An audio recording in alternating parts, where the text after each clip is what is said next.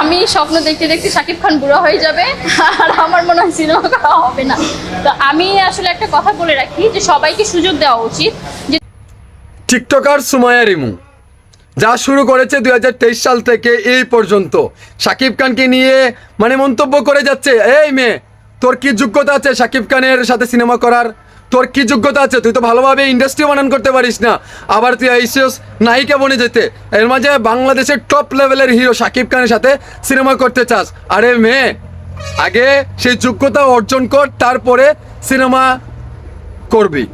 শাকিব খান বৃদ্ধ হয়ে যাবে, তখন তুই সিনেমা করতে পারবি না, মানে এইরকম কেন? কেন? এই ব্যবহার ভালো করে শিখ।